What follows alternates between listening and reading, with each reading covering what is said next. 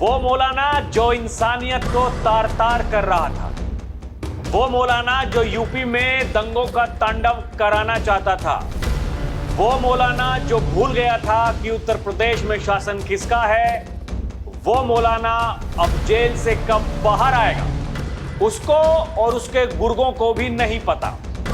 मौलाना पर संकटों का पहाड़ है। मौलाना और उसके करीबियों की अवैध प्रॉपर्टी पर बुलडोजर चल रहा है। बेटे को विदेश पढ़ने भेजा, बेटा विदेश से लौटा और पुलिस के हत्थे चढ़ गया। मौलाना बना था उपद्रवियों का मसीहा और बेटा बन गया नशेड़ी। मौलाना दंगे कराने चला था, लेकिन योगी के यमराज के आगे फेल हो गया। बेटा नशे में है, बाप जेल में है और बुलडोजर दरवाजे पर खड़ा है।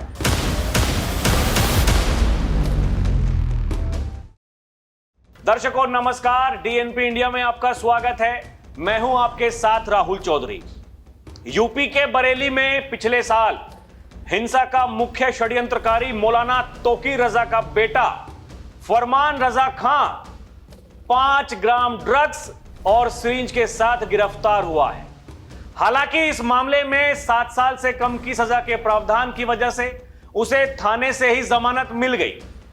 दरअसल पिछले मंगलवार को बरेली में दिल्ली लखनऊ हाईवे पर एक सनसनीखेज हादसा हुआ। नशे में धुत तोकीर रजा के बेटे ने तेज रफ्तार कार बस में घुसा दी और फिर मौके पर हंगामा करने लगा। सूचना पर पहुंची पुलिस ने जब जांच के लिए सूटकेस खोलने को कहा तो वो हंगामा करने लगा, जिसके बाद पुलिस उसे थाने लेकर चली गई। वहां सूटकेस खोलकर जांच की तो उसमें से लगभग 5 ग्राम क्रिस्टल स्मैक बरामद हुआ, जिसके बाद उसके खिलाफ एनडीपीएस एक्ट के तहत एफआईआर दर्ज की गई। पुलिस के अनुसार फरमान रजा खां ऑस्ट्रेलिया से एमबीए की डिग्री हासिल कर हाल ही में भारत लौटा है। वापसी के बाद वो दिल्ली से ड्रग खरीदकर नियमित रूप से उसका सेवन कर रहा था। मंगलवार की रात करीब 11 बजे के आसपास दिल्ली लखनऊ हाईवे पर नशे में धुत वो तेज रफ्तार से कार चलाते हुए उसने अपनी गाड़ी रोडवेज बस में घुसा दी। बस चालक शिवेंद्र पांडे ने भी फरमान के खिलाफ लापरवाही से वाहन चलाने और सार्वजनिक संपत्ति को नुकसान पहुंचाने की शिकायत दर्ज कराई है। घटना के बाद मौके पर पहुंची बरेली कैंट थाना पुलिस ने फरमान को हिरासत में लिया और उसकी तलाशी की दौरान कार से 5 ग्राम क्रिस्टल स्मैक बरामद किया गया। एनडीपीएस एक्ट के तहत यह अपराध 7 साल से कम सजा वाला माना जाता है। इसलिए रात करीब 2 बजे जांच पूरी होने के बाद उसे जमानत पर रिहा कर दिया गया। पुलिस ने बताया कि फरमान रजा खां ने शुरुआती पूछताछ में ड्रग्स के सेवन की बात स्वीकार की है। हालांकि उसने इसे व्यक्तिगत इस्तेमाल तक ही सीमित बताया है। मामले की जांच जारी है और दिल्ली में उसने किससे ड्रग्स खरीदा उसकी जांच भी हो रही है।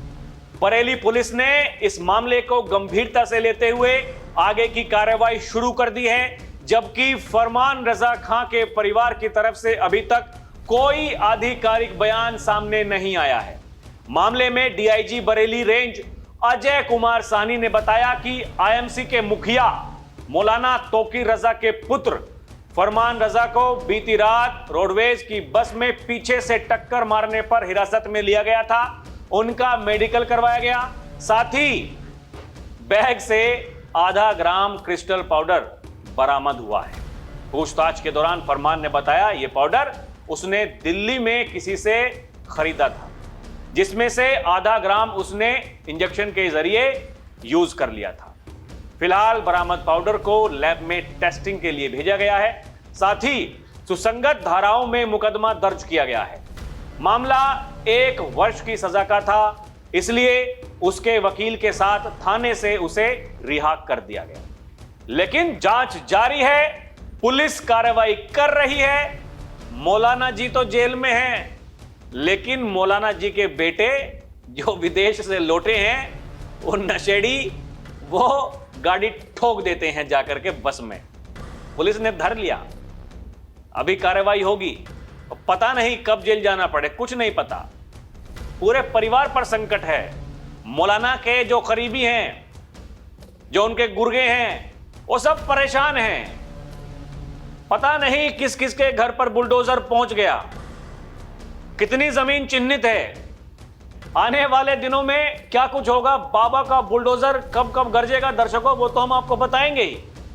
लेकिन पहले यह जान लीजिए, वो मौलाना जो भूल गया था उत्तर प्रदेश में शासन किसका है, और जब उसकी फौज को वहां दौड़ा दौड़ा कर पीटा गया था, तो बाबा ने मौलाना के बारे में क्या कहा था, आप एक बार सुनिए। आपने देखा होगा कल बरेली के अंदर वो मौलाना भूल गया कि शासन किसका है।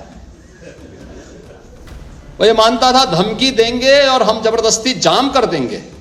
हमने कहा जाम नहीं होगा, कर्फ्यू भी नहीं लगेगा, लेकिन कर्फ्यू का सबक तुम्हें ऐसा सिखा देंगे कि तुम्हारी आने वाली पीढ़ी दंगा करना भूल जाएगी।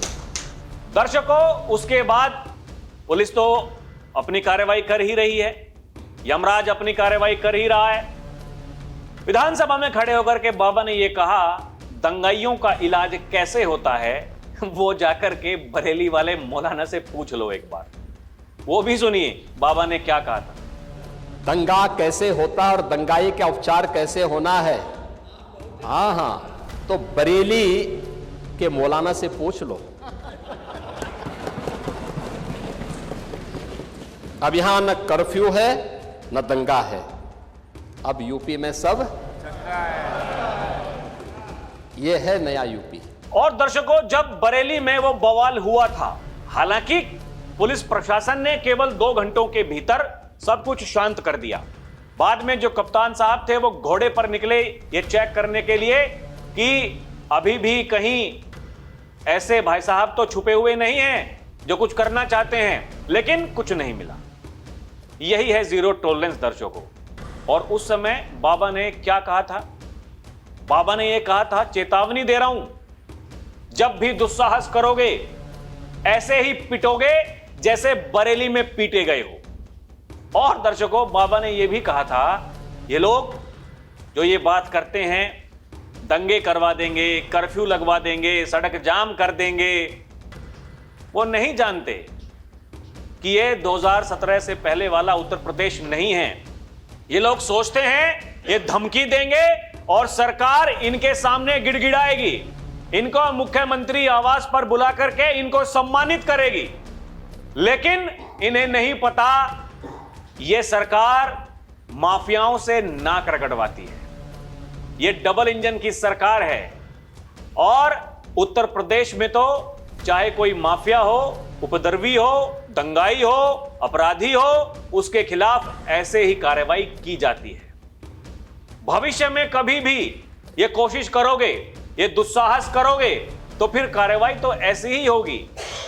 लेकिन समझने वाली बात यह है, मौलाना जी जिन्होंने अपने बेटे को विदेश भेजा, दर्शकों, लोग पढ़ाई के लिए भेजते हैं बाहर, इसलिए भेजते हैं ताकि वो पढ़ लिख ले, कुछ अच्छा करे। लेकिन वहां जाकर भी वो नशेड़ी बनकर आया, आते ही गाड़ी ठोक दी। वो तो गाड़ी ठुक गई, नहीं तो नहीं पता चलता मौलाना का बेटा क्या कर रहा है, वो क्या सूंघ रहा है, किसी को पता नहीं चलता। लेकिन गाड़ी ठुक गई, बेटा तो बच गया और ये पता भी चल गया कि वो नशा करता है। दर्शकों, आगे क्या कुछ होता है उस पर हमारी नजर रहेगी, लेकिन आपको क्या लगता है हमें कमेंट करके जरूर बताइएगा। अभी के लिए इतना ही। आप देखते रहें डीएनपी इंडिया, हर खबर भरोसे के साथ। नमस्कार, जय हिंद।